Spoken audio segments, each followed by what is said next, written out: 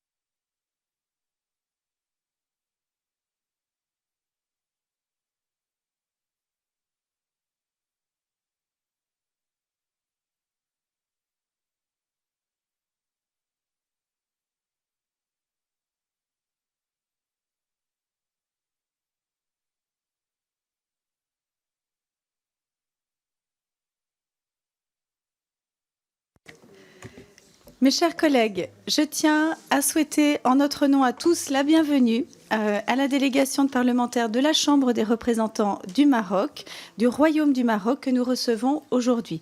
Nous avons eu le plaisir de faire connaissance lors d'un déjeuner à midi. C'était très agréable. Donc, merci de votre venue et d'être avec nous pour cette audition. Avant de passer à notre ordre du jour, je voudrais juste faire un point sur l'agenda de notre délégation. Les rapporteurs de nos deux missions d'information, budget genré et santé psychique des femmes commencent en ce moment leurs travaux et leurs auditions qui vont se poursuivre dans les prochaines semaines et les prochains mois. Le secrétariat vous enverra régulièrement l'agenda, les auditions, le planning, et au fur et à mesure que celles-ci elles seront calées pour que vous puissiez évidemment participer, prendre part à ces auditions. Je voudrais aussi signifier que mardi prochain, le 13 décembre, de 17h à 19h, notre délégation co-organise la délégation des droits des femmes du Sénat et l'association des anciennes députées, qui est présidée par Catherine Coutel, un colloque sur la lutte contre le système prostitutionnel. J'espère que vous serez nombreuses et nombreuses à y participer. Ce colloque va se tenir en présence de Madame la ministre Isabelle Rome et Madame Maud Olivier, qui était rapporteure de la loi du 13 avril 2016 visant à lutter contre le système prostitutionnel. Et pour finir, je vous rappelle qu'un déplacement de la délégation devrait se tenir début janvier. Nous avions convenu le 12 janvier. Compte tenu des niches parlementaires, vraisemblablement, nous ferons le déplacement en cours de calage le mercredi 18 après-midi, et nous traiterons la question des femmes et de la science en visitant donc la date Tech School à Paris sur un principe d'école informatique inclusive qui a été fondée en 2019. Ça, c'est pour le mois de janvier. Je rappelle également notre réunion de bureau qui aura lieu mardi prochain, le 13 décembre à 9h30 pour celles qui sont concernées par cette réunion de bureau qui nous permettra d'évoquer les travaux que nous avons faits jusque-là et puis de réengager la suite de nos travaux pour 2023. Nous en arrivons maintenant à notre ordre du jour. Nous allons entendre une présentation de nos collègues marocains en visite à l'Assemblée nationale dans le cadre d'un jumelage entre nos institutions qui est porté par l'Union européenne. Ce jumelage, il comporte un important volet genre et nos homologues vont ainsi pouvoir nous dresser un panorama des mesures prises pour l'égalité entre les femmes et les hommes à la Chambre des représentants et qu'ils souhaitent développer à l'avenir, en particulier dans le cadre de ce jumelage. Puisque le Maroc conduit également depuis de nombreuses années une politique volontariste en matière de budget sensible au genre, nos collègues pourront également nous présenter ce travail, ce qui permettra également d'apporter un éclairage intéressant aux travaux que nous menons actuellement avec les rapporteurs Céline Calvez et Sandrine Josso sur ce sujet. À l'issue de la présentation, je donnerai dans un premier temps la parole à nos rapporteurs de la mission budget genré afin qu'elles puissent, le cas échéant, demander des compléments d'informations, poser des questions. Je prendrai ensuite les questions des autres membres à raison d'un orateur par groupe. Et puis, si d'autres membres souhaitent poser des questions, évidemment, nous pourrons le faire ensuite. Mes chers collègues, vous avez la parole. C'est à vous. Madame la Présidente, Mesdames et Messieurs les députés, chers confrères, c'est un réel plaisir pour nous, parlementaires marocains, aujourd'hui, de nous trouver parmi vous au sein de cette institution, riche de plus de 2 siècles d'histoire, 2 siècles qui ont vu passer des hommes et des femmes qui ont bâti la France que nous connaissons aujourd'hui. Je tiens également à vous présenter les salutations de notre président, M. Rachid Talbi El-Alemi, et de vous faire savoir qui soutient réellement ce projet et qui veut le mener à bien dans sa deuxième phase. Je voudrais également remercier votre Assemblée de son invitation, en mon nom personnel et au nom de nos amis, de nos confrères ici présents. Le Maroc a connu... On va commencer par un peu l'historique de l'approche genre au Maroc et comment on est arrivé aujourd'hui au résultat où l'on est réellement. Le processus a été mis sur les rails à l'époque de feu Mohamed V, roi du Maroc, qui a participé à l'émancipation de la femme au Maroc par la mise en avant de ses filles, de ses sœurs, au niveau des débats publics, au niveau de la représentation du Maroc, au niveau de certaines manifestations publiques, chose qui a été suivie par la suite par feu Sa Majesté Hassan II, qui a également poussé vers l'émancipation de la femme, poussé les femmes vers les études, poussé les femmes vers les métiers. Et pour finir, depuis l'avènement de Sa Majesté Mohamed VI, que Dieu le glorifie au trône, un certain nombre de mesures ont été mises en place, toutes orientées vers l'équité et l'égalité homme-femme. Un certain nombre de lois ont également vu le jour. Il y a plusieurs dates phares.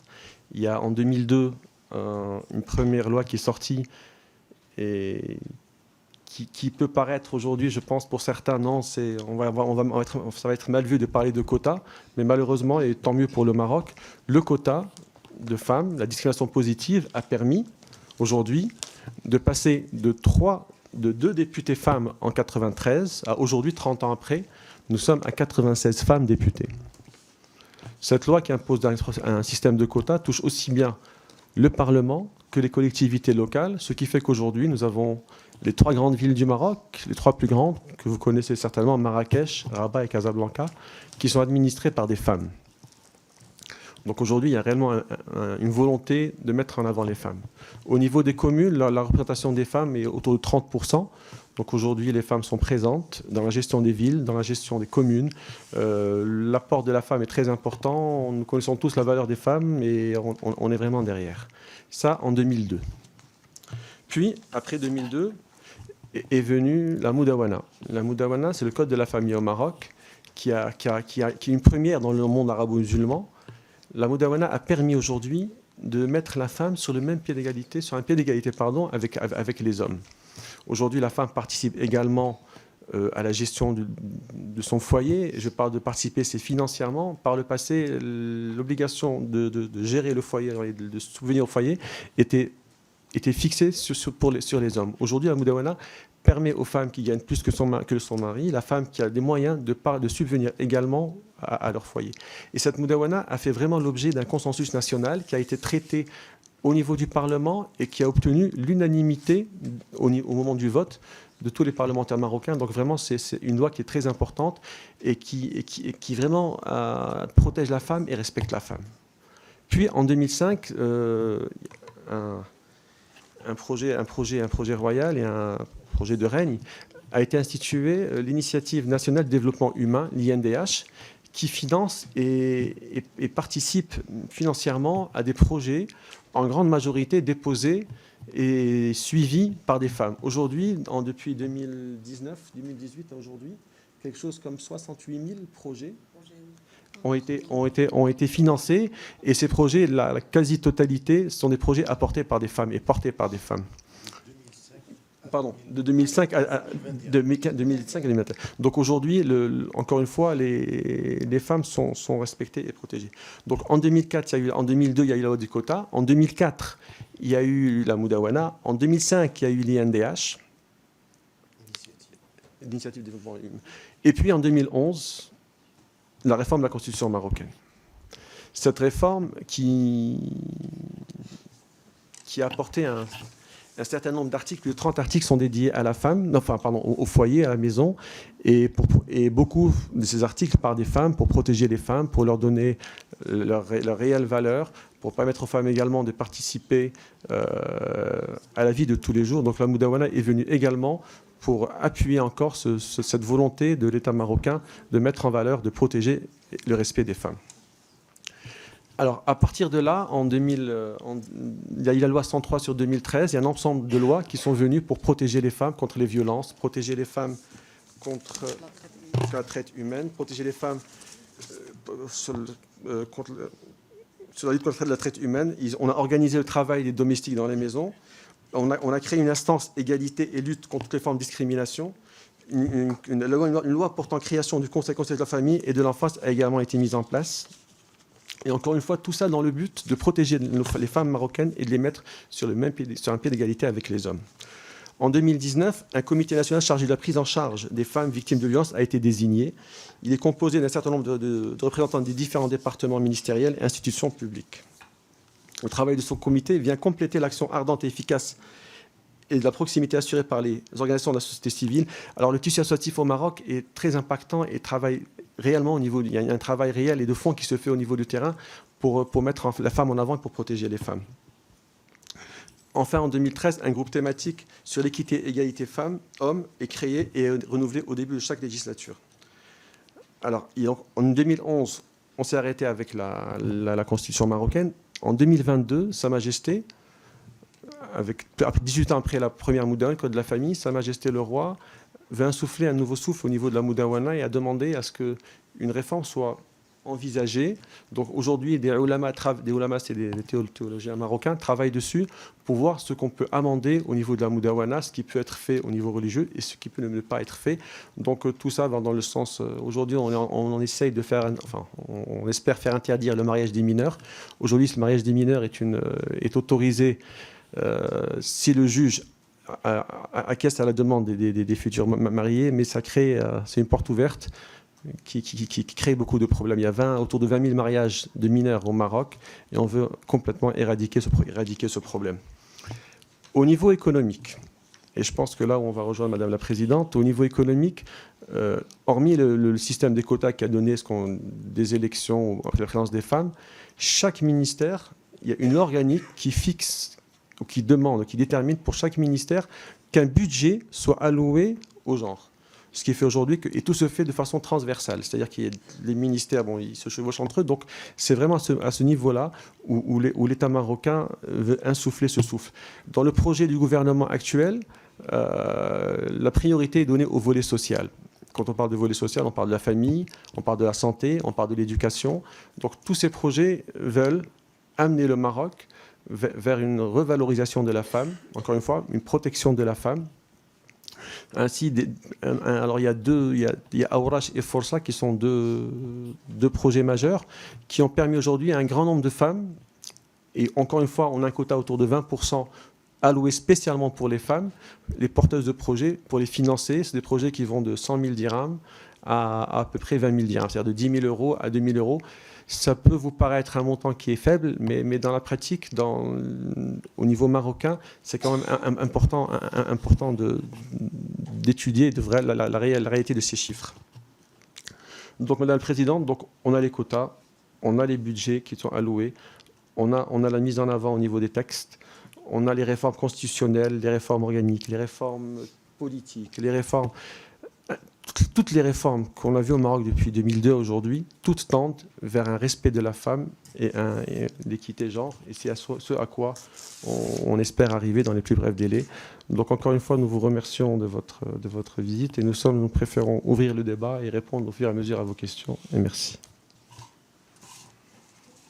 Merci, chers collègues. Donc, la parole est à nos rapporteurs sur le budget genré et nous démarrons avec Céline Calvez pour le groupe Renaissance.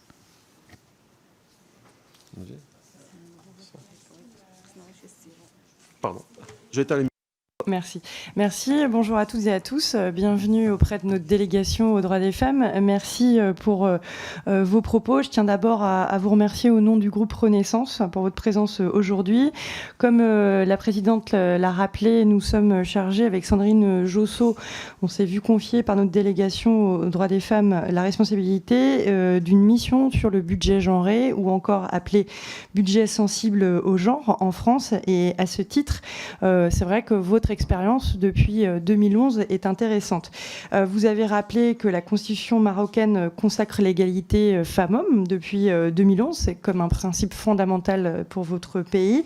Et vous nous avez aussi parlé de la budgétisation sensible en genre, avec d'un côté la mise en place de quotas pour ce qui est de l'allocation de soutien aux projets entrepreneuriaux, donc qui est alloué à 20% pour les femmes, et de l'autre côté, autre outil que les quotas, les budgets de chaque ministère avec une partie dédiée au genre. Et c'est vrai qu'on a envie de savoir un peu plus comment se font ces budgets, quelle est la part et qui assigne la part de chaque ministère qui serait dédié au genre. Est-ce que c'est chaque ministère qui la fixe ou est-ce que le Parlement donne des objectifs en ce genre? Qui contrôle ces objectifs. Et puis de manière peut-être plus globale, c'est se dire que dans l'approche genrée du budget, on a deux grands pôles d'acception. D'un côté, ce serait simplement une analyse post-exercice budgétaire qui serait de se dire, ben voilà, j'ai construit un budget et en fait, je regarde quels ont été les effets sur la réduction des inégalités entre les femmes et les hommes, où finalement, on est plutôt dans une déduction de la politique budgétaire, ou alors, et je pense que ce que mène votre politique budgétaire en faveur du genre, c'est aussi de se dire comment je peux, avant l'exercice budgétaire, fixer des objectifs, des outils qui vont aller contribuer à la réduction des inégalités entre les femmes et les hommes, et comment nous pouvons ensemble en fixer les principes clés. Voilà, j'imagine qu'avec l'ensemble de ces années, vous avez eu à affronter des freins, parfois aussi de dire que eh bien, il était facile de mettre des objectifs, mais un peu plus difficile d'en trouver la réalité et, et le concret des évaluations. Je pense que c'est important que vous puissiez nous donner peut-être des exemples au sein des ministères, comment ils ont fixé ces objectifs et comment vous les avez évalués dans votre rôle de parlementaire. Comment la Chambre des représentants du Maroc peut s'en saisir. Vous nous avez parlé du programme social. Voilà, peut-être avec un peu plus d'attention sur ce programme social. Est-ce que vous avez des exemples à nous donner? Je vous remercie. Merci. Je vous propose peut-être de faire un temps de réponse. Je ne sais pas qui souhaite répondre dans un premier temps.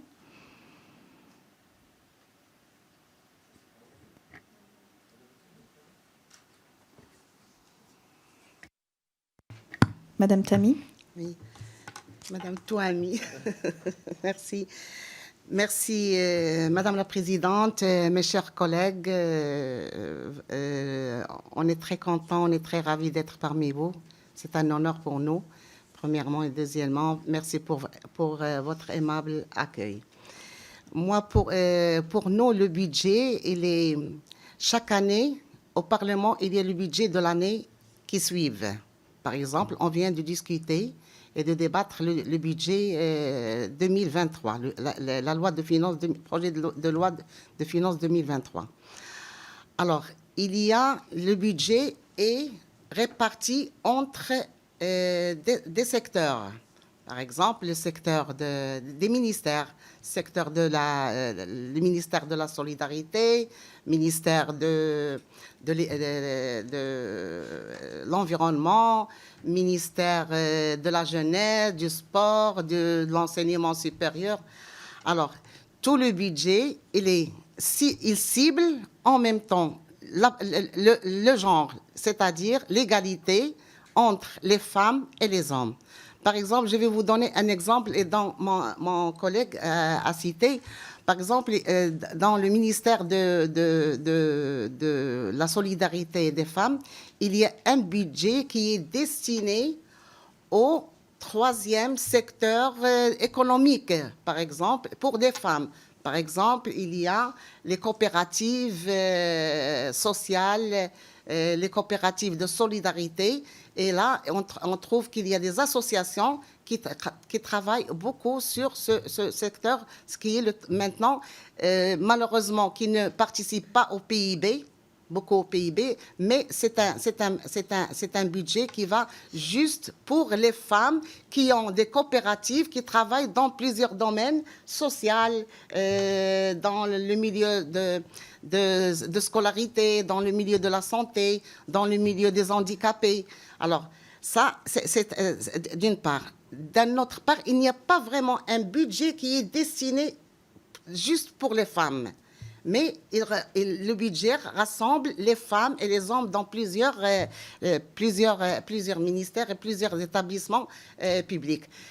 Moi, je vais vous parler, du budget des communes territoriales qui ciblent les femmes. Par exemple, il y a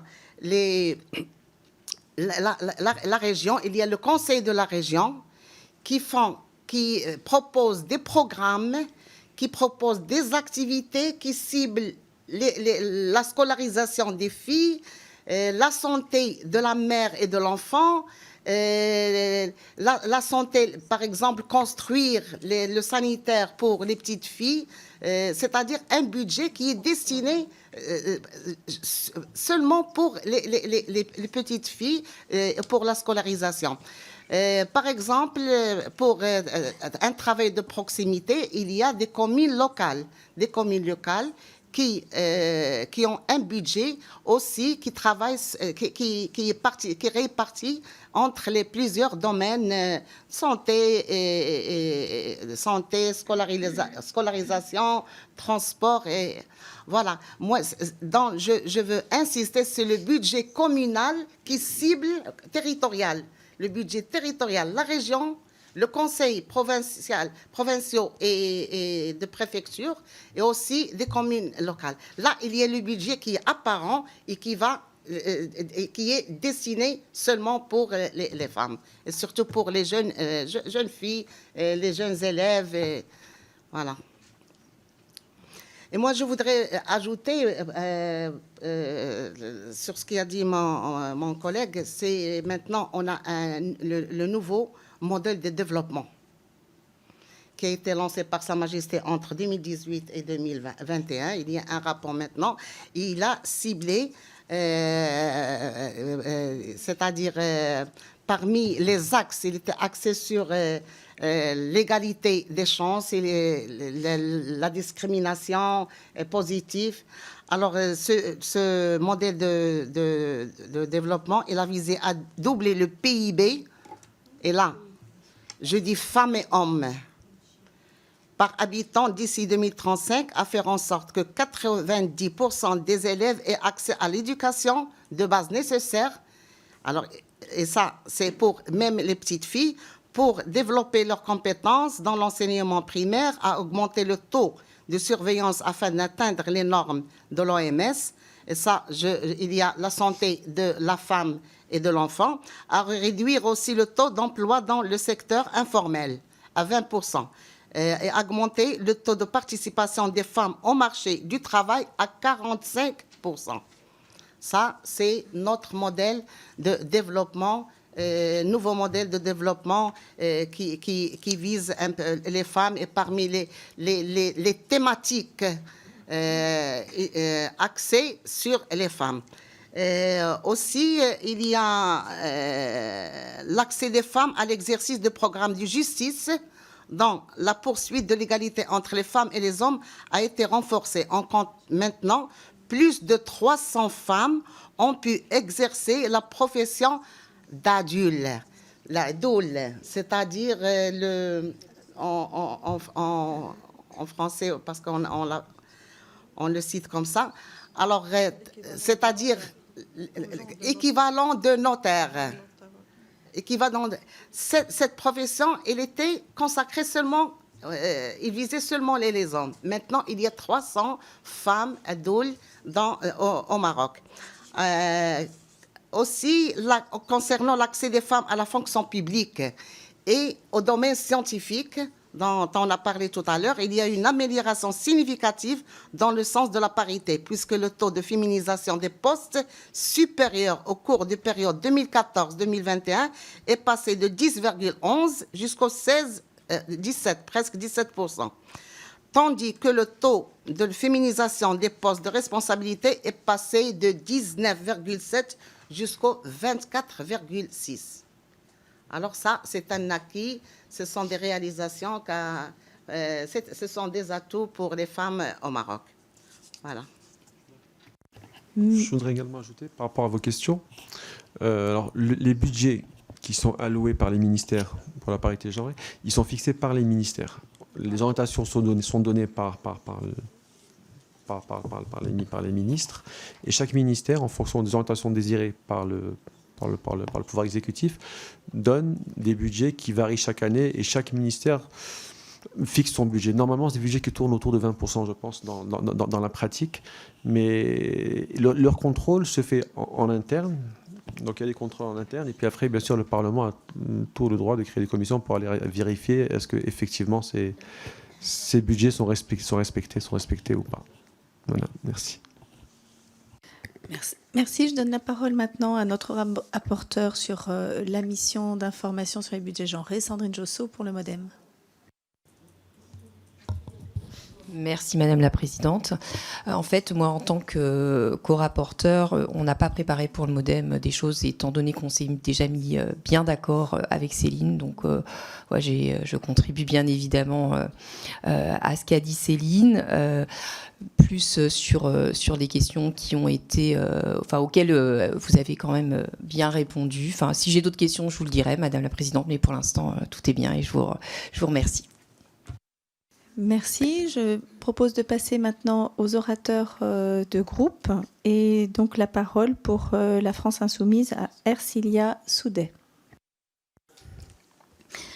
Alors, mes chers collègues, la loi organique de 2002 sur les quotas de femmes en politique, comme la coalition Printemps féminin pour l'égalité et la démocratie de 2011, préfigurait l'inscription de l'égalité homme-femme dans la constitution marocaine et une réforme constitutionnelle globale dans laquelle le statut de la femme devient plus prépondérant.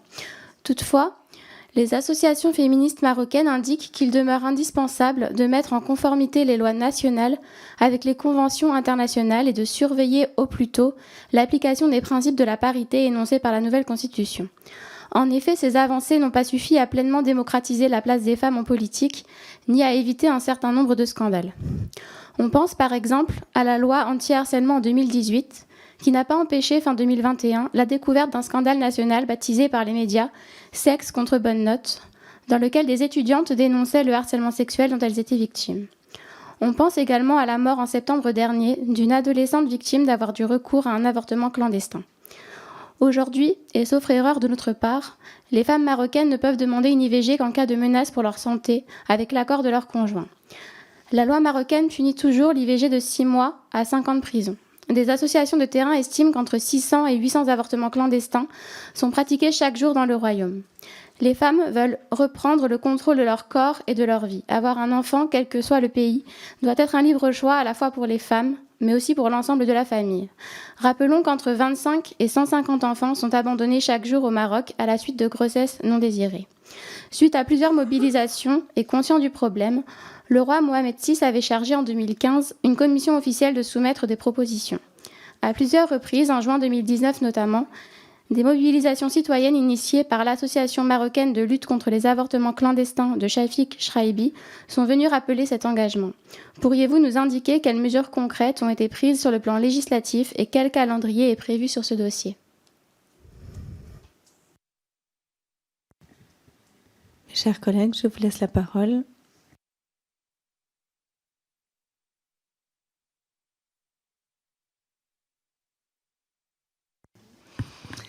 Effectivement, il y avait beaucoup de manifestations sur le problème de l'avortement, jusqu'à ce qu'il y avait beaucoup de débats, il y a beaucoup de discussions approfondies, jusqu'à ce que notre roi a donné l'ordre de créer un groupe de fuqaha, de ulama qui vont travailler et qui vont consacrer beaucoup de temps sur ce problème.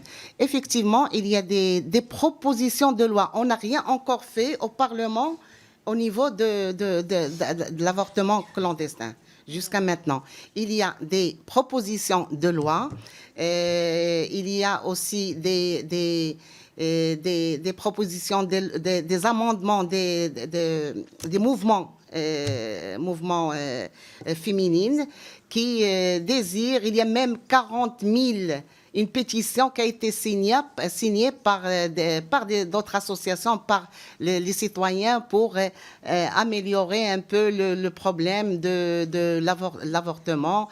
Et pas seulement l'avortement, il y a aussi le mariage des mineurs, il y a aussi est-ce qu'on peut donner, est-ce que la fille qui a été violée, est-ce qu'elle doit se marier avec son violeur? Il y a beaucoup de choses maintenant qu'on discute, il y a un mouvement maintenant, mais rien n'est fait c'est seulement un projet de loi, pas un projet, une proposition de loi, parce que vous aussi, vous avez des projets et des propositions, initiatives des parlementaires. Alors, maintenant, par exemple, il y a des partis qui sont avec l'avortement, mais parce qu'il y a un problème, pour éviter des problèmes psychologiques, des problèmes physiques et autre chose. Mais maintenant, il n'y a rien pour ne pas pour ne pas dire plus, il n'y a rien, rien n'a été fait. On attend. Par exemple, mon parti, il a déposé une proposition, mais on attend toujours qu'il doit discuter dans la commission, des commissions des affaires sociales. Et après, on verra qu'est-ce qu'on peut faire. Mais maintenant, il y a de grandes manifestations des femmes pour ces trois problèmes dont je vous ai dit, l'avortement, le problème du mariage des mineurs, puisque Sa Majesté, il a lancé le problème de changement de quelques articles de la Moudouana. Par exemple, l'article 20 qui cite le mariage des mineurs. Les mineurs qui doivent être mariés seulement, ils ne doivent pas être mariés, mais si le juge donne l'autorisation pour que la fille de 16 ans ou 14 ans ou 15 ans, il se marie, il se marie. Nous voulons se dissoudre ce problème de mariage avant l'âge de 18 ans. Voilà. De revenir sur vos points et sur les points que vous avez évoqués, il faut qu'on se mette d'accord. Le Maroc est un pays musulman modéré certes, mais un pays musulman. En tant que pays musulman, nous avons des rites, nous avons des coutumes, nous avons une religion qui nous accompagne et dans laquelle l'enfant, le bébé, le fœtus a une vie. Aujourd'hui, je ne vous dis pas que je suis contre l'avortement, loin de là. Mais c'est des choses qui doivent prendre leur temps et pour lesquelles des réponses religieuses doivent être données. Aujourd'hui, encore une fois, le Maroc est un pays à pratiquement 100% de musulmans et une grande partie pratiquante. Donc aujourd'hui, les manifestations dont vous parlez, c'est des dizaines de personnes. C'est des dizaines de personnes qui interviennent. Encore une fois, je peux parler de mon parti, je peux parler de mon parti et parler des présents. Il y a des cas dans lesquels nous sommes pour l'avortement. Ça, c'est non, pour moi, une personne qui se fait violer doit avoir le droit de choisir d'enlever son enfant ou pas. C'est des cas qui sont concrets. Malheureusement, encore une fois, nous sommes quand même dans un État musulman, pays musulman, je répète, modéré, mais par lequel la religion reste influente et dans lequel la culture marocaine fait qu'aujourd'hui, aller à l'avortement, ça va un peu à l'encontre de la mentalité des gens. Maintenant, il ne faut pas croire que tout le monde veut se faire avorter. Il ne faut pas croire que l'avortement est une chose qui est banale pour les Marocains. Non. Et vous parlez de 150 enfants abandonnés, c'est pas énorme. Quand on voit le taux de natalité au Maroc, c'est comme ce qui peut se faire partout ailleurs. Et je pense qu'aujourd'hui, à l'instar de plusieurs grands pays, même les États-Unis, aujourd'hui, l'avortement, on protège les fœtus. Je ne vous dis pas que c'est ma position, mais aujourd'hui, on peut comprendre qu'aujourd'hui, c'est des choses qui prennent du temps, c'est des choses qui doivent être étudiées, pour lesquelles ils doivent trouver l'arsenal juridique et religieux pour arriver à ce stade. Merci. Oui, je vous en prie.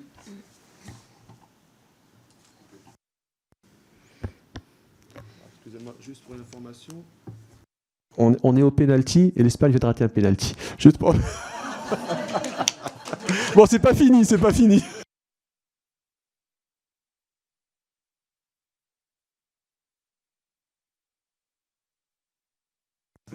Tout d'abord, je vous remercie pour votre accueil. Avant d'entamer cette question de l'avortement que vous avez énoncée tout à l'heure, donc, et puisqu'on a traité la question de budget qui répond normalement à l'approche genre, il est à dire qu'au niveau du Maroc, il y a plein de programmes et d'actions normalement, des plans d'action nationales normalement, qui doivent répondre en quelque sorte à la question du genre.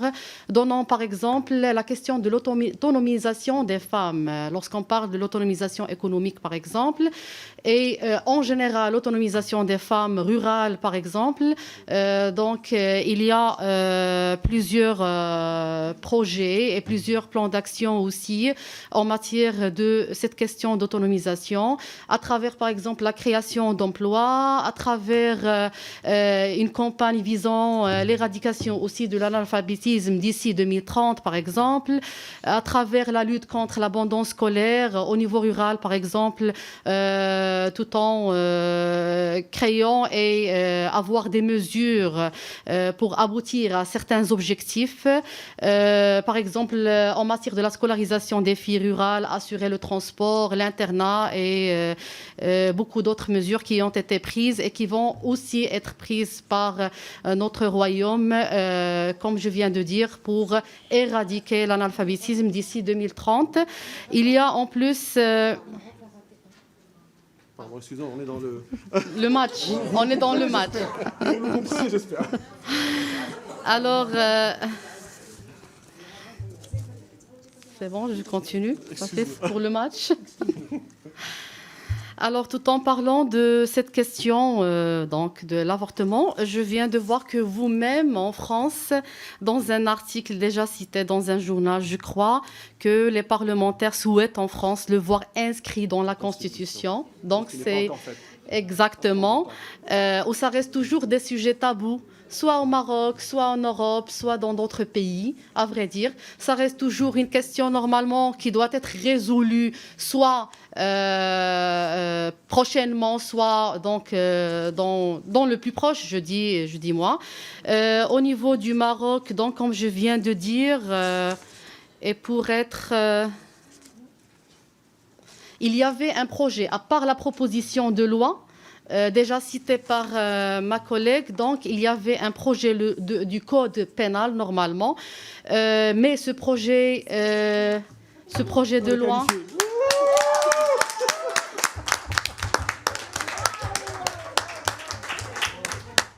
Désolé. Bravo. Félicitations à nous. On peut se réjouir pour la première fois. C'est la première fois que le Maroc se qualifie, donc on peut se réjouir. Alors, toujours aujourd'hui, il y a des femmes qui accompagnent le staff technique marocain. Nous avons des femmes arbitres, nous avons des femmes, une équipe nationale qui est forte, qui aujourd'hui arrive en finale de la Coupe d'Afrique. Donc même au niveau sportif, on a des femmes. Nawal Moutawakil, qui est une amie très proche, et la vice-présidente du CIO, International Olympique, et qui était ministre des Sports.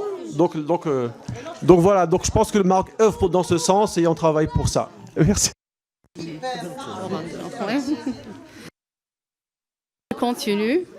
Je continue sur ça. Certes, un article, l'article 449 et suivant de notre code pénal, normalement, dans ces dispositions, il y a l'avortement qui est passible d'emprisonnement, mais à moins qu'il ne soit justifié par un danger pour la santé de la mère. Ça veut dire que c'est une question qui appartient en quelque sorte, exactement, c'est une question médicale. Mais comme je viens de dire, il y avait un projet de loi, un projet pour réviser en quelque sorte le code pénal qui a été retiré en fin d'amélioration et pour avoir une révision globale de ce code-là et qui a prévu certaines autres mesures normalement en matière de l'avortement. J'espère donc qu'il sera prochainement exactement et qu'il y aura bien sûr d'autres mesures pour faire face à cette question que, comme je viens de dire, soit vous ici en France, soit d'autres pays, soit nous, donc toujours il y a ce point d'interrogation. Il y a bien sûr des conséquences par la suite suite à cette question de l'avortement. Donc pour le moment c'est un problème qui relevant du médical, mais bien sûr on aura l'occasion de se rencontrer et bien sûr discuter avec vous ces différentes révisions au niveau des dispositions de différents articles, Inch'Allah, dans l'avenir du nouveau code pénal. Si vous me permettez, Madame la Présidente, je veux juste ajouter une petite phrase, c'est que le Maroc est un pays très ancien qui date plus de 12 siècles. Et là, on a nos propres coutumes, nos propres traditions. On est un pays musulman, comme a dit mon collègue, mais on a pu dépasser largement plusieurs mauvaises habitudes. Et le Maroc, comme d'autres pays, il est en train de se développer avec ses propres problèmes, avec ses propres caractéristiques. Mais bien sûr, la Moudawana de 2004 a été à l'époque je peux dire même très avancé par rapport à d'autres pays arabes. Mais après 18 ans, on a vraiment trouvé des lacunes par la pratique, par des problèmes qui apparaissent. Donc, récemment, le roi a ouvert un grand chantier après son discours de trône en juillet 2030, en 30 juillet 2022 pour réviser ce code de la famille. On est conscient que la femme fait plus que la moitié de la société marocaine, puisque c'est elle qui éduque les enfants, c'est elle qui s'engage de ses enfants, donc ils font le 2/3 de la société. Et le Maroc est en plein chantier maintenant, ça fait 3 mois qu'on est en plein chantier de discussion sur les possibilités de réforme de cette loi. On est conscient que l'avortement est parfois il est à l'intérêt de la femme, surtout en cas de viol. Et mon parti socialiste, on a déposé une proposition de loi dans ce contexte-là. Et on est en train de discuter au sein des commissions parlementaires et bien sûr en parallèle d'autres questions qui s'imposent telles que la responsabilité familiale.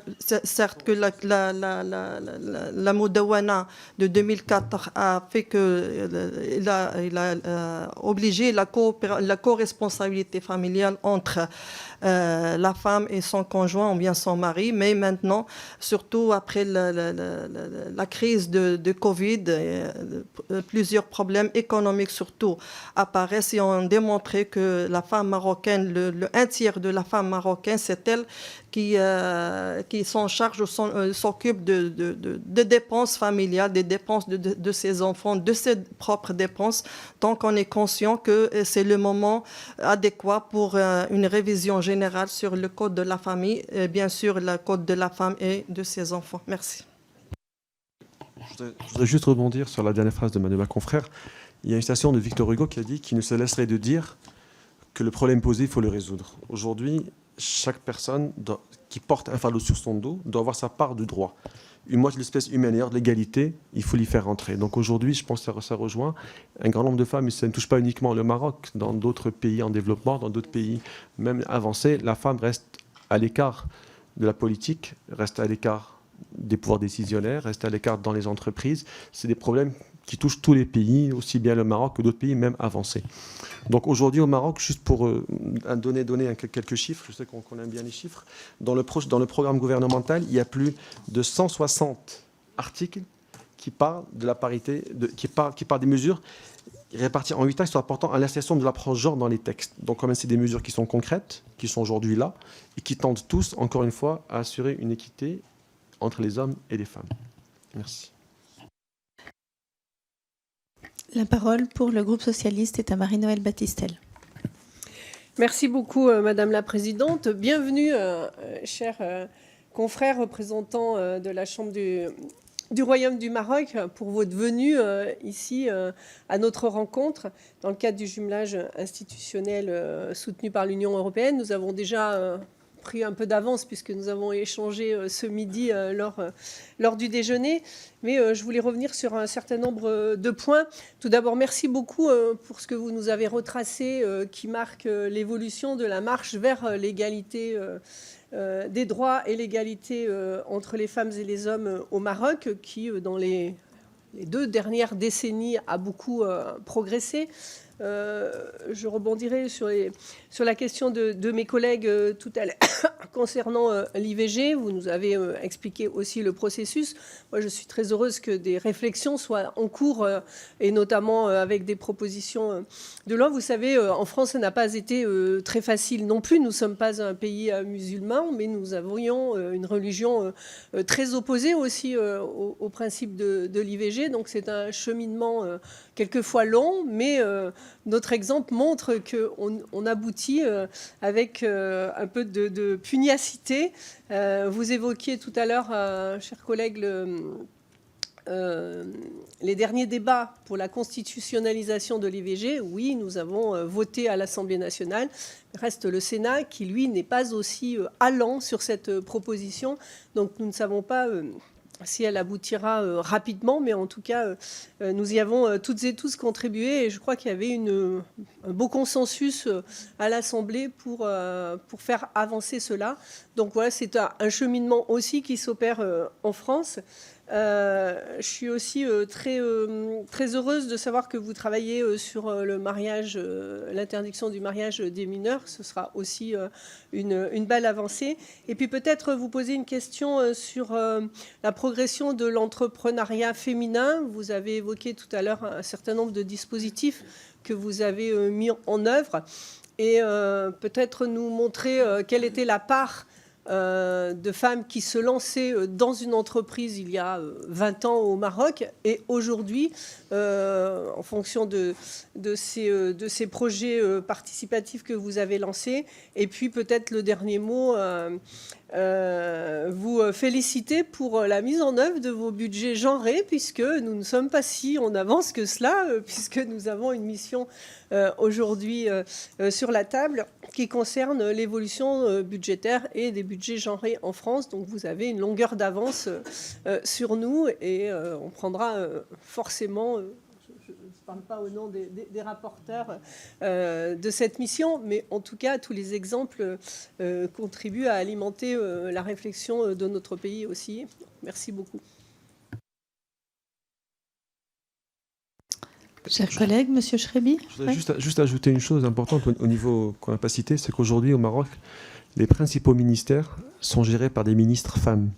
Donc ça c'est un peu, pour montrer un peu la valeur qu'on donne à la femme, le ministre des Finances est une femme, la ministre du Tourisme est une femme, la ministre de l'Habitat est une femme, la ministre de la Transition écologique est une femme, la ministre des Affaires sociales est une femme, et j'oublie une. Et la mise à niveau de l'administration est une femme.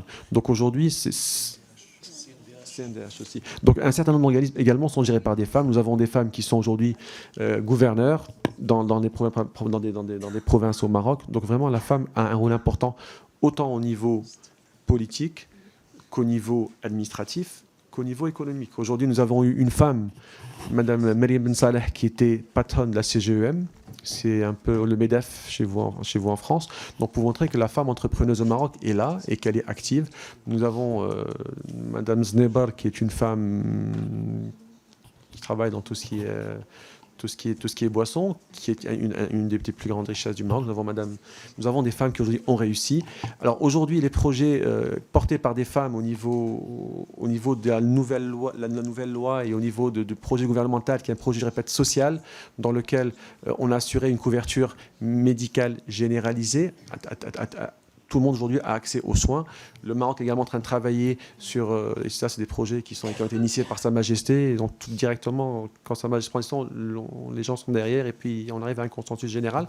Donc on a un projet qui est au niveau la science maladie obligatoire qui touche tout le monde. Nous avons l'éducation qui est en plein projet d'éducation pour augmenter le niveau des écoles, pour créer aujourd'hui et demain, créer les entrepreneurs de demain, autant femmes qu'hommes. Donc il faut quand même une mise à niveau de l'école marocaine.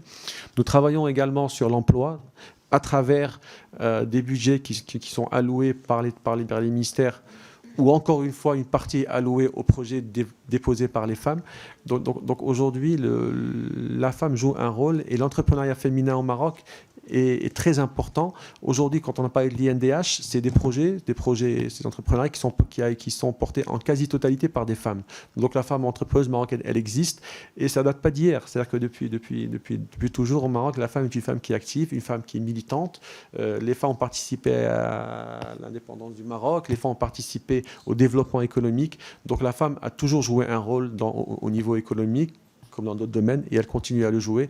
Donc c'est ce gouvernement, et sous l'impulsion de Sa Majesté, encore une fois, pousse et encourage le développement économique et l'indépendance financière des femmes, parce que je pense qu'aujourd'hui, la principale, s'il y a une des choses qu'il faut retenir, pour lesquelles il faut militer dans la parité, c'est surtout l'indépendance financière des femmes, qui, elle, permet un équilibre entre les hommes et les femmes.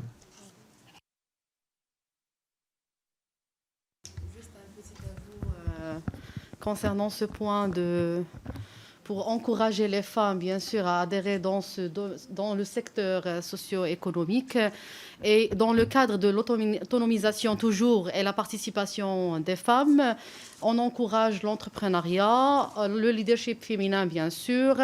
On encourage les femmes à créer des coopératives dans le cadre de l'économie sociale et solidaire. Et actuellement, presque on a 6000 coopératives dédiées aux femmes où les femmes travaillent. Donc c'est déjà un chiffre très important. C'est déjà le fait d'encourager la femme à adhérer dans le secteur économique et dans l'industrie, dans plusieurs secteurs à la fois. C'est déjà bien. C'est déjà bien pour atteindre un chiffre d'ici, par exemple, 2026-2030, très important par rapport au travail des femmes. Toujours... Oui, merci. Ah non, c'est fait. Moi, je vais vous donner un peu, comme vous avez demandé, le taux d'évaluation des femmes entrepreneurs. Alors, il y a 20 ans, il y avait seulement au niveau entrepreneur femmes, il y avait seulement 0,7. Maintenant, il y a 20 ans, maintenant, et c'est parce qu'il y avait on a fait un peu de recherche, un peu de sondage, un peu d'enquête sur terrain. Maintenant, il y a 7% femmes qui tiennent des grandes sociétés privées.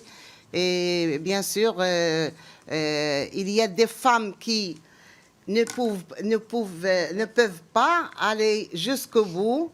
Alors, ils laissent leur société privée pour des hommes qui la gèrent. Alors, mais maintenant, il y a une grande évolution, surtout au niveau,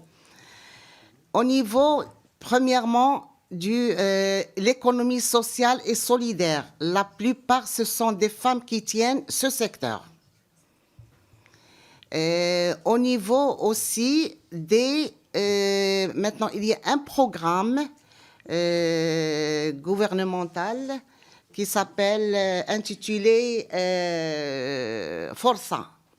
Yani Força, c'est la chance. Alors, il y a des femmes, surtout des femmes, des jeunes filles qui sont, par exemple, diplômées, qui ont un master, qui ont un doctorat, et ils préfèrent travailler dans le secteur privé. Alors, ils préparent un projet et ils louent des dettes de la banque, des dettes qui sont sans intérêt. Ils créent leur entreprise. Alors ça, c'est un grand acquis pour les femmes marocaines, surtout pour les jeunes filles marocaines. Voilà, merci. Merci. La parole pour le groupe Horizon est à Anne-Cécile Violent. Merci Madame la Présidente. Alors, Mesdames les vice-présidentes, Mesdames et Messieurs les députés, Monsieur le conseiller général, chers collègues, merci d'être là aujourd'hui. Nous sommes vraiment ravis de pouvoir vous accueillir, votre délégation, et c'est un véritable honneur que d'avoir pu bénéficier de temps privilégié avec vous pour mieux se connaître. Les premiers échanges que nous avons pu avoir ce midi étaient très constructifs et permettent bien sûr de mieux penser ensemble la question des droits des femmes et de nous inspirer mutuellement de nos initiatives pertinentes. Le Royaume du Maroc a mis en place des réformes et initié de grands progrès ces dernières années pour combattre les discriminations basées sur le genre. Mais tout comme en France, certains déséquilibres perdurent et des chantiers restent ouverts pour consolider et généraliser l'égalité femmes-hommes, ainsi que pour mieux protéger les droits des femmes. Votre présence est l'occasion pour nous de mettre en parallèle nos réformes et nos avancées respectives. De notre côté, le ministère chargé de l'égalité entre les femmes et les hommes a fait un travail de grande ampleur depuis plusieurs années et le Parlement a voté de nombreuses mesures en faveur des femmes. Mais la réalité est souvent différente. Très récemment, vous l'avez rappelé, Madame Saki, tout comme Madame Battistel, malgré un consensus sur le fond, la question de l'interruption volontaire de grossesse a fait débat. Il s'agit d'un droit garanti par notre législation, mais dans la pratique, de nombreuses femmes rencontrent des obstacles pour y recourir, notamment en termes d'accès aux soins. De votre côté, la réforme de la Moudawana en 2004 améliore largement les droits des femmes, notamment sur les questions de mariage, de divorce, de polygamie, de tutelle. Mais là aussi, je crois que la réalité contraste parfois avec la légalité. Des obstacles socio-juridiques, culturels, peut-être idéologiques, viennent contrecarrer sa mise en application au sein de la société marocaine.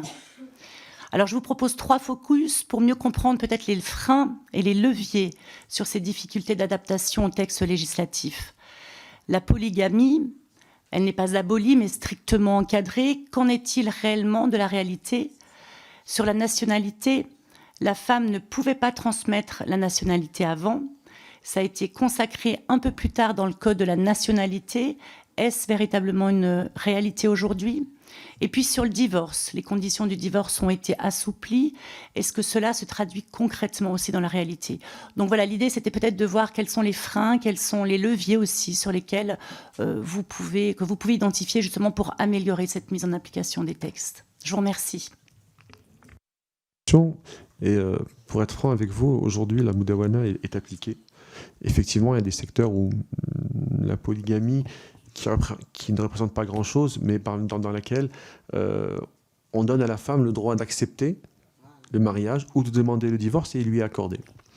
Donc il reste des cas de polygamie, mais qui, heureusement pour nous, sont vraiment epsilon. Alors d'un autre côté, le droit de divorce qui n'existait pas avant. Avant, la femme pouvait acheter son divorce. Aujourd'hui, toute femme qui... c'était une compensation financière qu'elle donnait aux hommes. Donc aujourd'hui, la Moudawana 2004 a aboli ce principe et elle a permis aux femmes qui, pour X raisons, c'est-à-dire que ce n'est pas la peine de justifier ça par une raison exceptionnelle, toutes les femmes qui désirent divorcer peuvent demander le divorce, c'est à l'archiqaq, le divorce. Donc aujourd'hui, c'est une chose qui est commune. Également, ce qui est... avant, une personne qui prononçait 3 fois « je te divorce, je te divorce, je te divorce », la femme était répudiée. Alors aujourd'hui, non. Aujourd'hui, il faut passer par le tribunal. Avant, une femme recevait son divorce par la poste ou par l'huissier. Aujourd'hui, c'est plus possible. Donc je pense que la Moudawana a réellement eu un effet positif là-dessus. D'ailleurs, le nombre de divorces a plus ou moins explosé. Parce que, oui, bon, je pense que ça va se redescendre et stabiliser. Donc, suite aux demandes faites par les femmes. Vous nous avez parlé également de la nationalité, pardon. Alors, comme je disais, aujourd'hui, la femme marocaine peut transmettre et transmet la nationalité marocaine à ses enfants. Le seul aspect qui n'a pas encore été réglé, c'est le fait de pouvoir transmettre la nationalité à l'époux. Donc aujourd'hui, c'est en étude, c'est en discussion, mais ce n'est pas encore opérationnel. Donc je pense que la loi de 2004 a apporté un certain nombre de réponses et a été très positive pour la situation de la femme au Maroc. Elle a été très positive sur la famille de façon générale au Maroc, parce que derrière la femme, il y a les enfants, il y a la famille, il y a le foyer. Donc elle a été positive. Si ce n'est l'explosion des divorces qui quand même déchire un peu la cellule familiale, mais pour les femmes marocaines, la Constitution a été une très bonne chose, et même au niveau de la justice, au niveau des juges, au niveau des jugements rendus, la femme est prise en considération, le mari est tenu d'accorder un foyer à sa femme après le divorce jusqu'à la majorité des enfants, des pensions alimentaires qui ont été de façon décente, il y a un certain nombre une compensation financière importante, donc au niveau de la Moudawana aujourd'hui, elle a eu de grands effets positifs, et il y a des réformes qui vont venir, qui vont toucher certainement le mariage des mineurs, que j'ai eu l'honneur de déposer en tant que proposition de projet de loi. Bon, j'étais derrière la situation, donc c'est des choses qui nous tiennent à cœur au Maroc. Il y a des choses qui ne pourront pas changer parce que la religion l'interdit strictement, mais d'ailleurs Sa Majesté a été claire, mais toutes les fois où la loi n'est pas claire, il y aura des amendements, il y aura intervention des oulémas, des théologiens marocains qui vont pousser pour solutionner les problèmes que l'on vit aujourd'hui. J'ai été étonné de ne pas entendre de questions sur l'héritage et la parité dans l'héritage. Donc...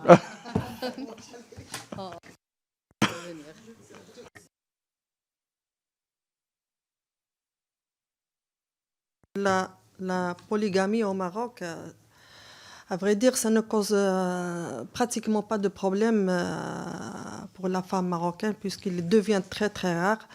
Il y a un grand échange intellectuel, que ce soit pour les hommes que les femmes. Il ne fait que 0,3%, donc c'est presque, c'est plus quelque chose qu'on discute dans la société marocaine puisqu'il est vraiment presque à zéro. Et juste pour le divorce, il y a aussi le divorce à l'amiable, plus celui de Shekar.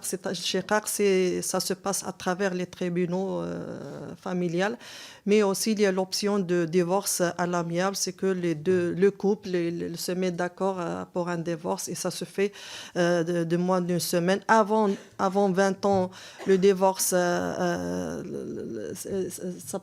prenait beaucoup de temps, des années et des années, mais maintenant, grâce à la code de la famille, le premier divorce qui se passe à travers les tribunaux, le maximum c'est 6 mois, 3 séances, et la troisième c'est définitif.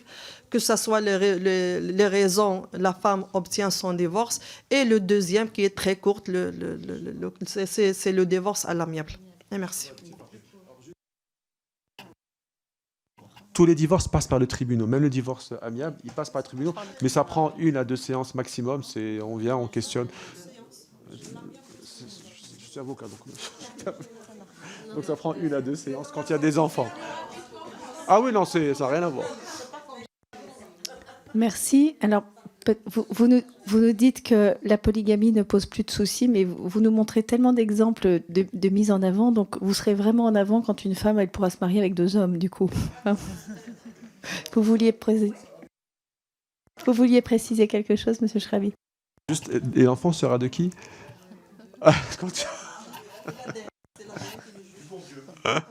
Madame la vice-présidente.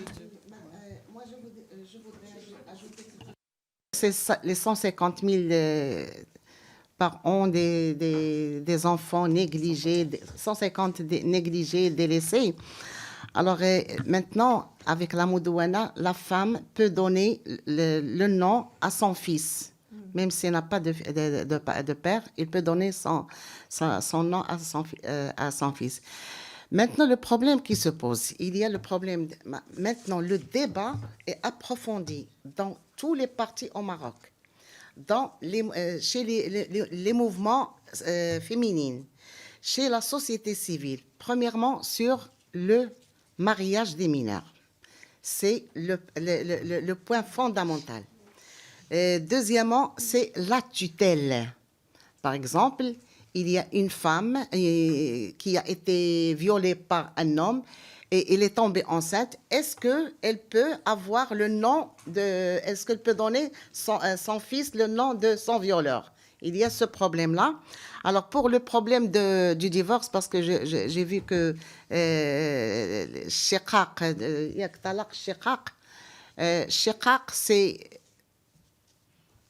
il y a une demande de divorce, mais c'est pas à l'amiable. il y a de la famille, il y a des gens qui interviennent pour consolider le couple. C'est ça le divorce shiqaq. Alors, maintenant, comme j'ai dit, maintenant, ça bouge au Maroc sur la révision de la Moudawana. Il y a beaucoup de choses qui ont changé depuis 2004 jusqu'à maintenant, il y a 18 ans. Et automatiquement, il y a des articles qui doivent être discutés, il y a des articles qui doivent être... Mais maintenant, je vous dis qu'il y a un mouvement qui est vraiment chaud au Maroc sur la Moudawana. Voilà. Merci. Peut-être juste préciser que la Moudawana, c'est donc le code de la famille. Voilà. Il nous reste encore 3 interlocuteurs pour les écologistes. Marie-Charlotte Garin.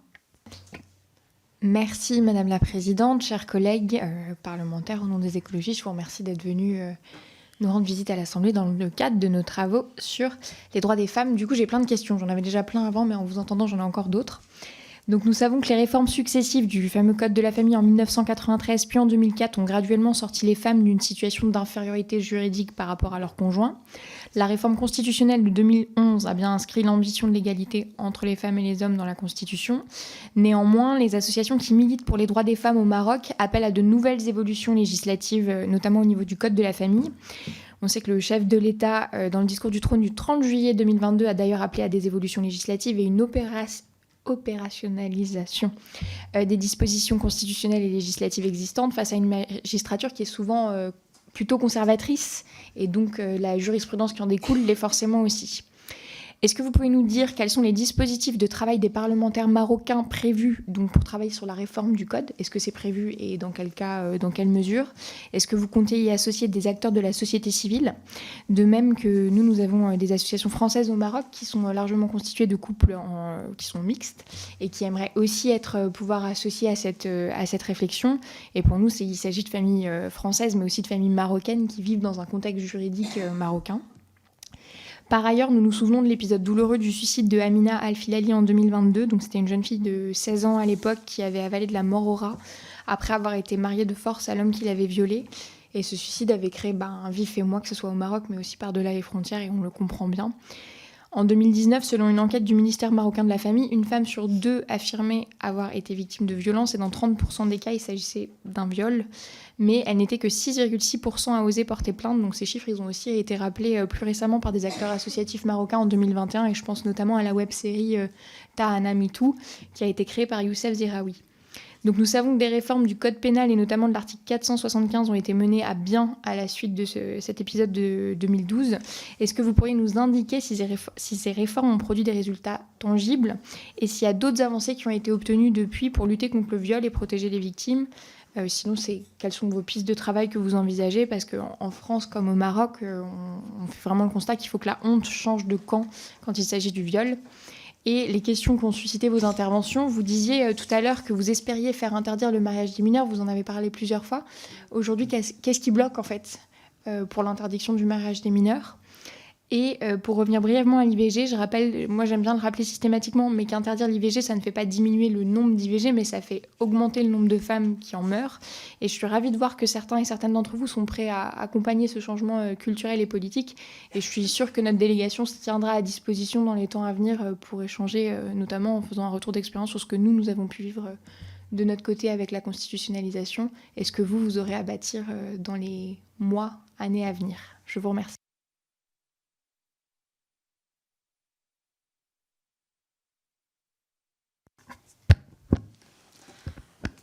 Donc, toujours, et dans le cadre d'aborder ces différentes questions qui se rapportent aux droits de la femme, il est à dire que dans l'évolution normalement législative, on attend toujours, bien sûr, comme je viens de dire, une révision globale du code pénal, aussi du code de la famille, concernant les mesures déjà prises donc, pour entamer cette étape. Par exemple, dans certains partis, déjà, il y a des journées d'études en matière du code pénal et comment, bien sûr, en partenariat avec la société civile, en partenariat avec d'autres acteurs, des intellectuels, des juristes, par exemple, qui peuvent, bien sûr, ajouter et avoir un ajout. Comme ça, on aura une révision, en quelque sorte, ne pas dire parfaite, mais quand même ambitieuse en matière de cette évolution législative. Donc, et tout en parlant, bien sûr, comme on vient déjà d'aborder la question de l'avortement et tout ça, certes, et comme a déjà signalé ma collègue, il y a des réflexions selon les partis, selon les différents intervenants. Par exemple, en matière des exceptions, toujours on parle, par exemple, dans le code pénal, en matière des exceptions, on a toujours la question qui se rapporte à l'atteinte à la santé de la mère, par exemple, et pourquoi pas ajouter d'autres exceptions qui se rapportent à malformation fœtale, souffrance d'un trouble, par exemple, mental de la mère, la grossesse qui est issue par le viol, qui est déjà signalé par la collègue. Donc, déjà, ça nous pousse à réfléchir davantage et à organiser des rencontres, des journées d'études au niveau, par exemple, des commissions qui sont chargées des droits des femmes au niveau des partis politiques ou bien au niveau du Parlement en partenariat avec les groupes de différents partis. Donc, il y aura bien sûr des initiatives en la matière. Donc, on n'est pas bloqué, on ne s'arrête pas à travailler, à vrai dire, parce que, comme on sait toujours que la règle de droit, elle est en perpétuel changement, elle a une vie, c'est la promulgation, c'est l'abrogation, et au cours de sa vie, il y aura des changements selon, bien sûr, les besoins de la société. Et ce sont des besoins. Ces incidents-là, ils répondent à certains besoins, normalement, que nous devons répondre par le biais du législatif, bien sûr.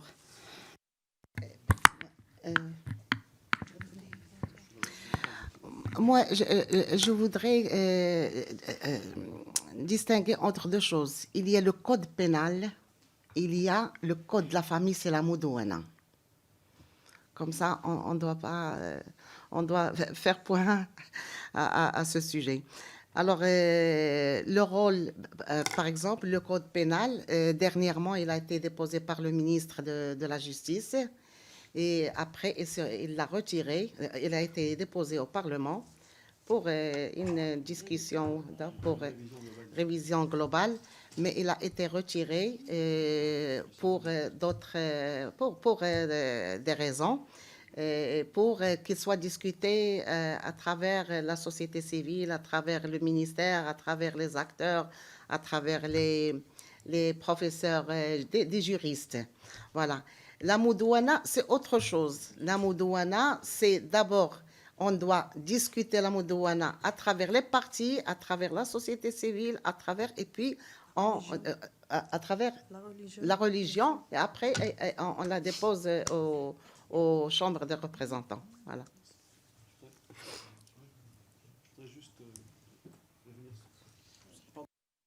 Sur d'autres points que vous avez soulevés, alors par rapport aux moyens de contrôle, depuis quelques mois a été désigné un groupe thématique au niveau du Parlement qui est chargé à veiller à ce que la loi 103/13 soit appliquée. Donc c'est déjà, on va dans le sens de suivre la loi, faire attention pour que ça ne se reproduise pas.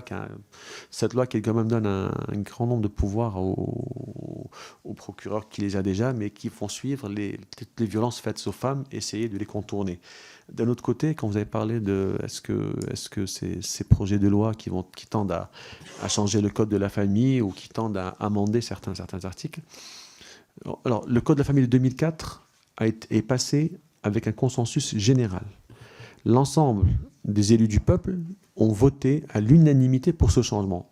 Je veux dire par là que c'est des choses auxquelles toute la société fait attention et toute la société participe à ces changements qui touchent directement la famille. Donc n'ayez crainte, tout le monde va intervenir, et le tissu associatif, et les élus, et le commun des mortels. Donc tout le monde va travailler là-dessus, tout le monde va donner son avis, et ce qui va en sortir, c'est un projet qui va obtenir un consensus général, et où, encore une fois, l'intérêt de la femme, l'intérêt de l'enfant va être protégé et mis en avant. Voilà, merci.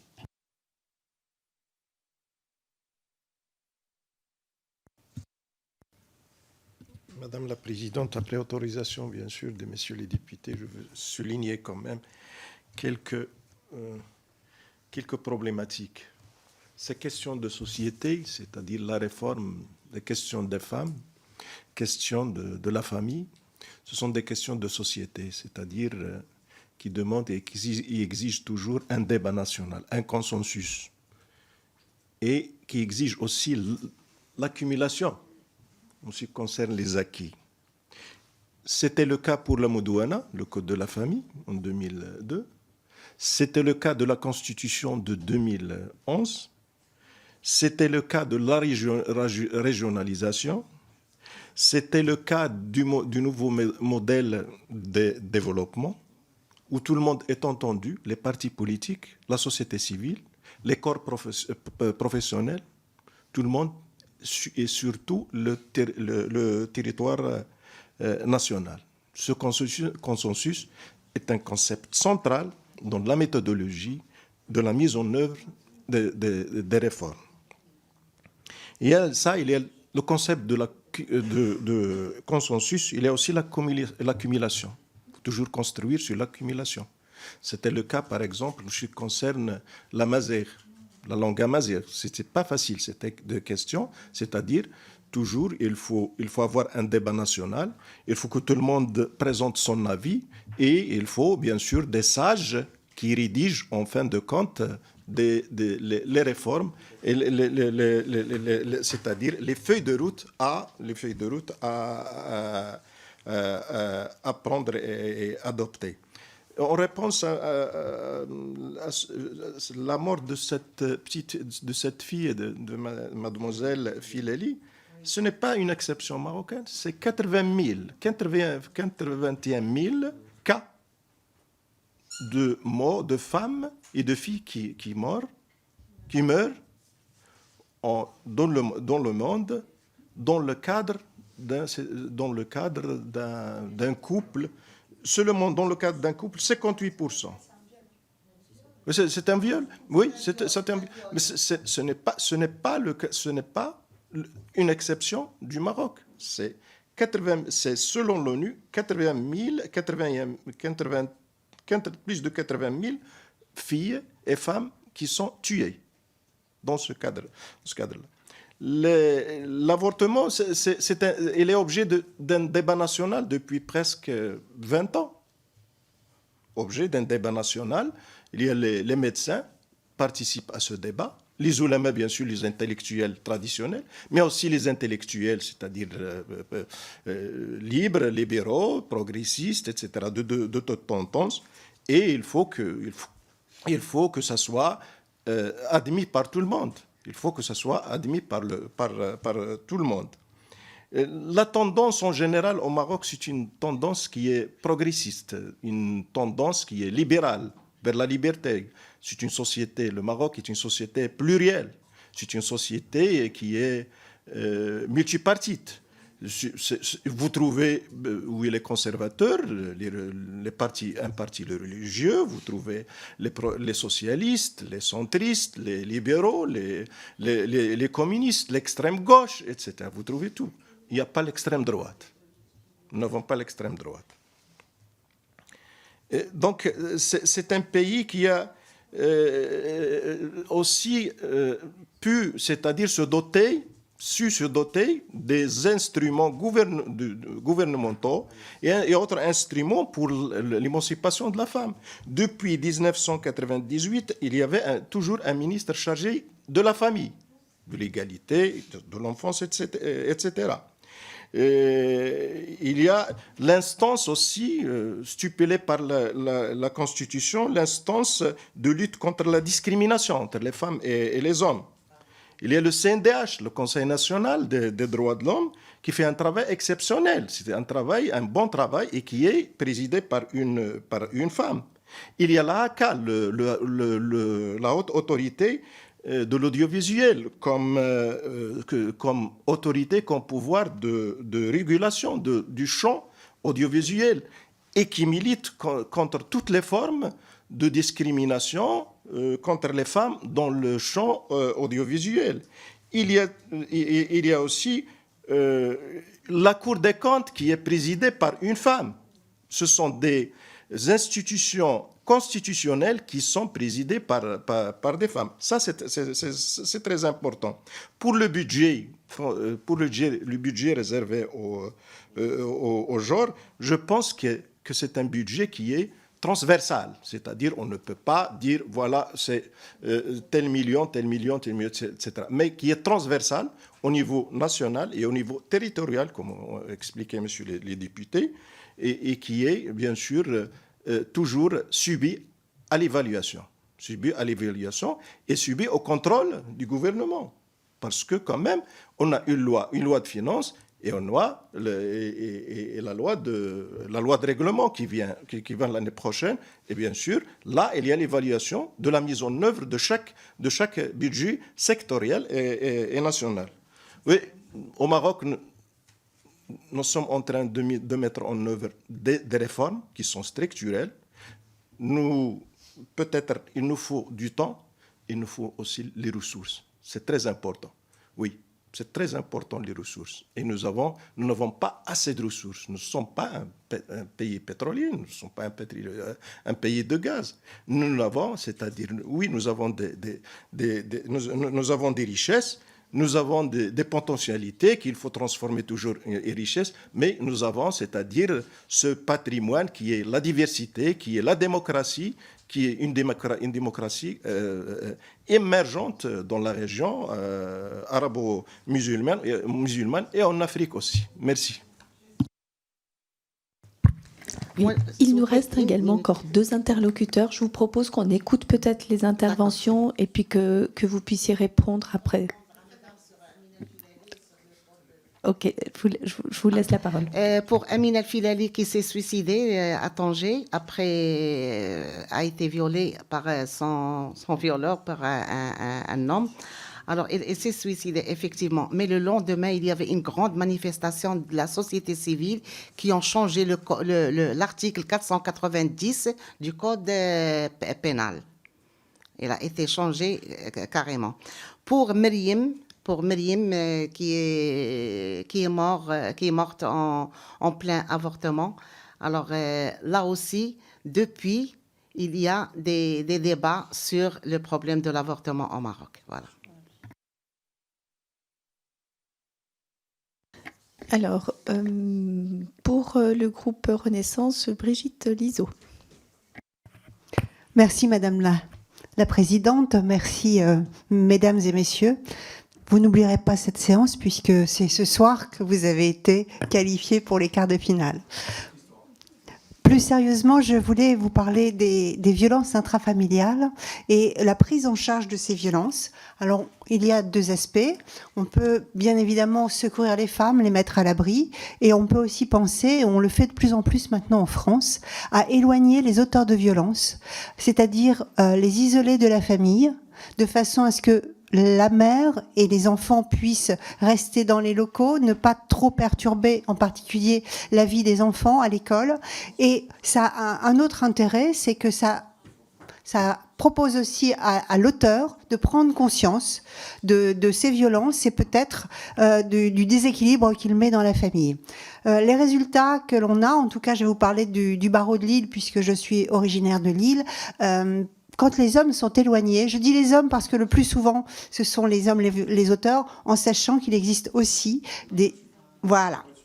Mais plus généralement, ce sont les hommes. Donc, quand ces hommes sont éloignés et pris en charge de façon sociale, éducative, addictive, médicale, on assiste à une diminution de la récidive de 84%, ce qui est, vous la mettrez, énorme.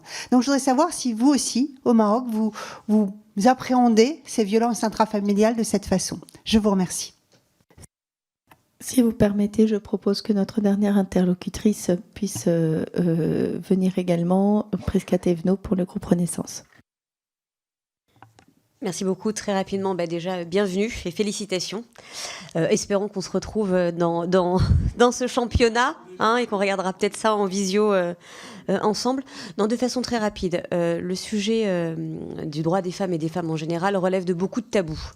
Des tabous qui existent chez vous, qui existent chez nous et qui existent ailleurs. Il faut être très clair dessus. Et l'enjeu que nous avons ici, c'est d'avancer ensemble sur nos défis, mais également les sujets sur lesquels nous avons encore des progrès à faire.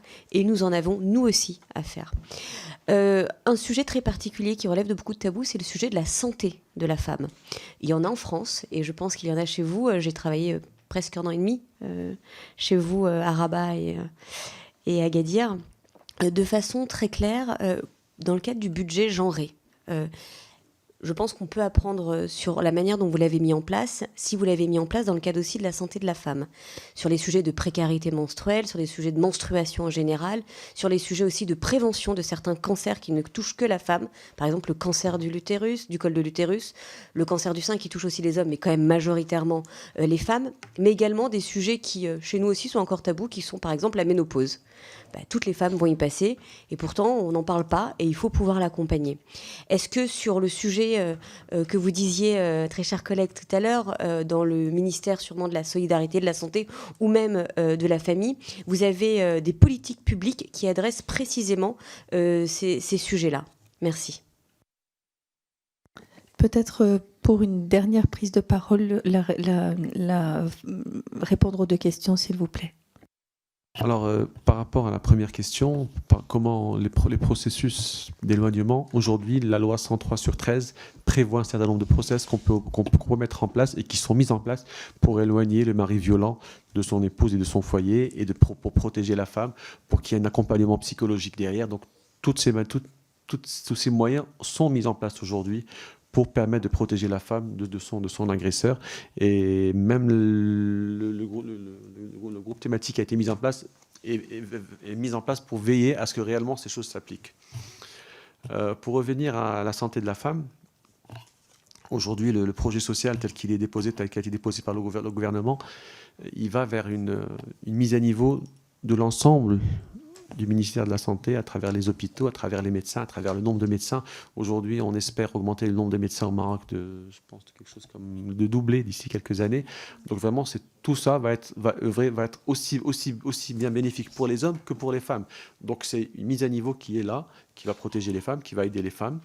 Donc au niveau de la santé, on opère dans ce sens. Donc je pense que d'ici quelques années, avec le process qui est mis en place, la santé des femmes sera parfaitement préservée et il y a de la sensibilisation aussi. Et par rapport au cancer, au Maroc, les associations sont là pour lutter contre le cancer du sein. Elles sont efficaces sur le terrain. Elles sont là. Donc les associations existent et elles font un réel travail de terrain.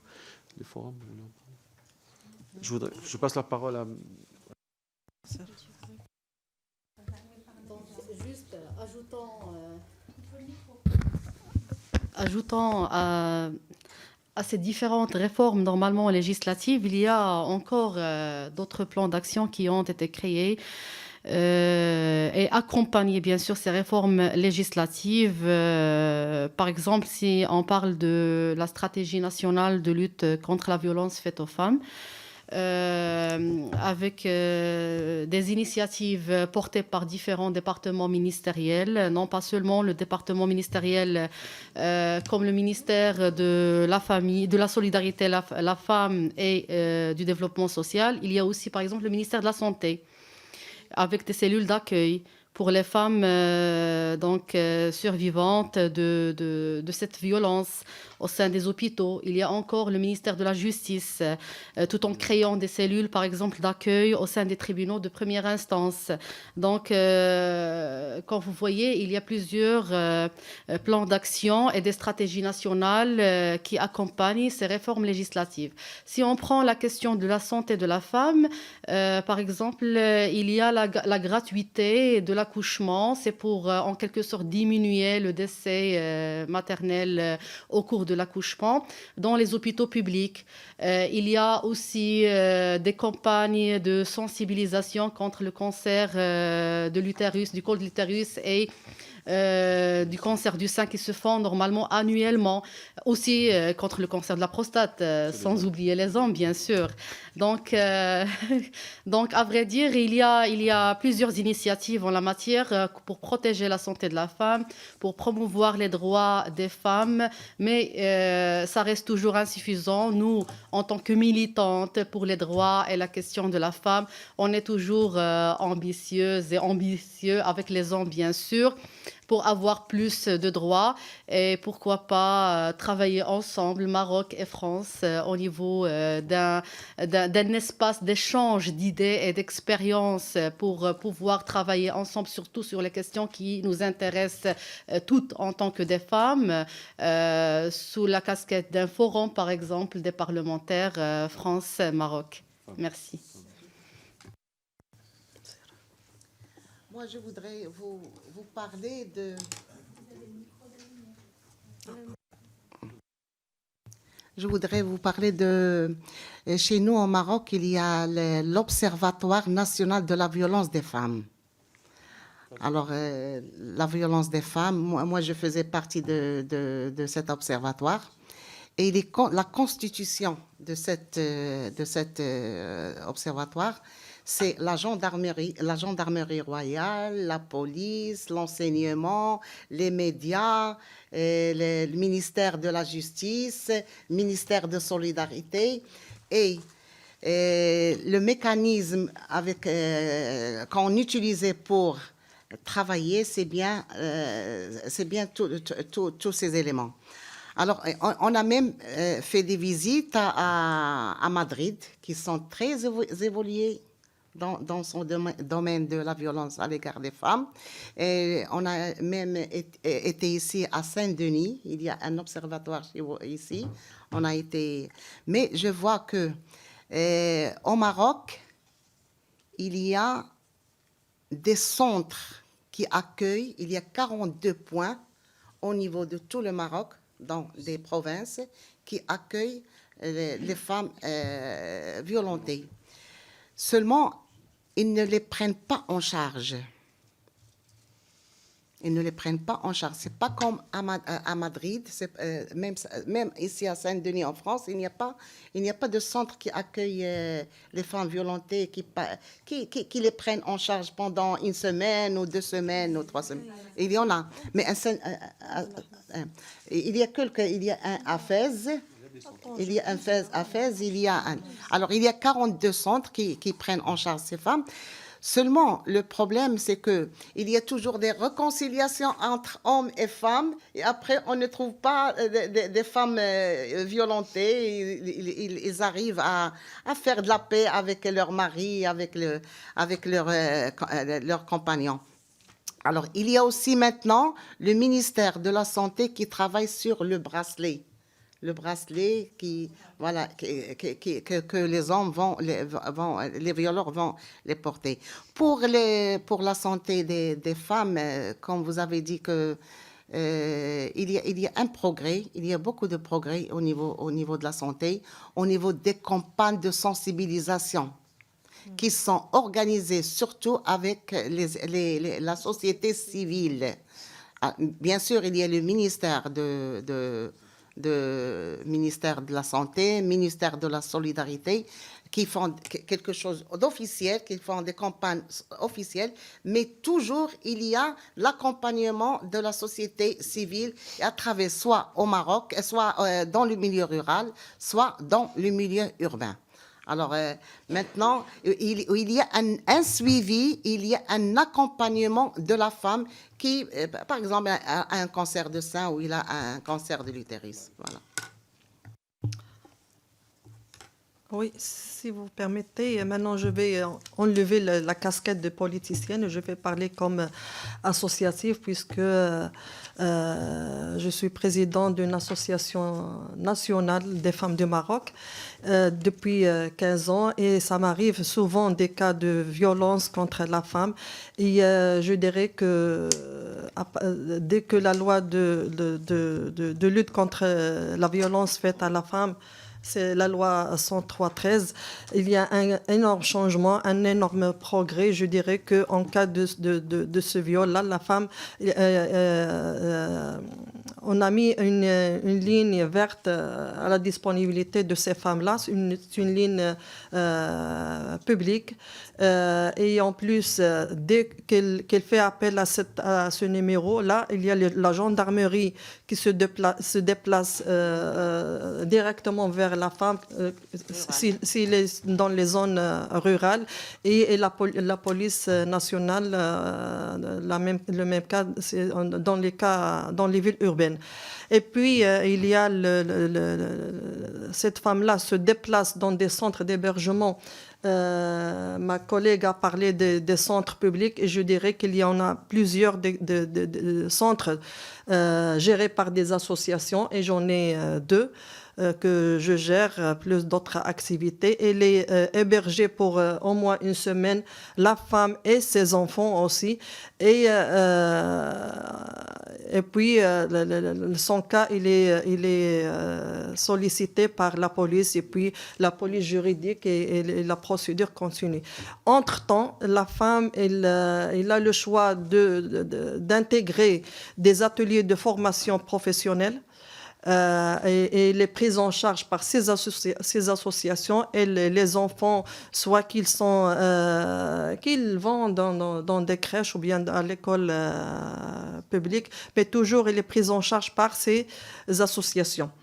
Aussi, il y a une autre ligne verte qui est 8050, qui appartient à l'association que je gère sur Tanger. Cette association, elle est présidée au niveau national par la princesse Lalla Meriem, qui a 67 bureaux au niveau national. On a des centres d'approche, d'hébergement et de formation professionnelle qui disposent de différents ateliers de formation, que ce soit dans la cuisine, des assistantes sociales, des aides-soignantes, de la coiffeur, dans toutes sortes de formations. On veille à intégrer ces femmes-là dans le champ dans un travail adéquat, afin qu'elle puisse, s'il n'y a pas d'arrangement avec son époux, afin qu'elle puisse être autonome, et elle ne dépend plus de son mari, et qui s'en charge des frais de ses enfants. Je passe au sujet de la santé de la femme. J'insisterai que en cas de cancer de la femme, que ce soit l'utérus ou bien le cancer de sein, il est totalement pris en charge par l'État. Et surtout des femmes qui ont des difficultés, puisque parfois ils sont obligés de se déplacer. Je parle des femmes qui viennent des zones ou bien des communes rurales. Il est pris aussi par l'hébergement, un lieu d'hébergement où il peut rester le temps de ce traitement. Et voilà, il est prise, j'insiste, qu'il est prise en charge totalement de A à Z par l'État. Merci. Je vous remercie beaucoup au nom de la délégation de la qualité de ces échanges. On a bien noté que vous souhaitiez, à votre initiative, créer le forum parlementaire avec un angle particulier sur le droit des femmes. Peut-être que certains d'entre nous contribueront, et nous pourrons poursuivre ces échanges, puisqu'il y a eu pas mal d'invitations à continuer, en tout cas à la fois ce que vous nous avez témoigné, peut-être aussi ce que nous avons à partager avec vous. Voilà. Pour nous, chers collègues, il me reste à vous rappeler que nous nous retrouvons mardi prochain, le 13, à 17h en salle Colbert, pour ce colloque co-organisé avec le Sénat et l'Association des anciennes députées sur la lutte contre le système prostitutionnel. Voilà, merci pour ces travaux. Si vous permettez, Madame la Présidente, juste un petit parenthèse, on aurait aimé avoir un échange avec vous dans les mêmes situations, bien les mêmes problèmes qui nous fait des soucis, avoir un échange et vos expériences dans les mêmes thèmes, si c'est possible, peut-être un autre jour, mais ça dépend de vous. Merci. Merci à vous. Et puis je propose aussi qu'on puisse fêter votre victoire. Et donc, en tout cas, c'est pour éviter voilà. Je peux dire qu'on boit un coup en fait.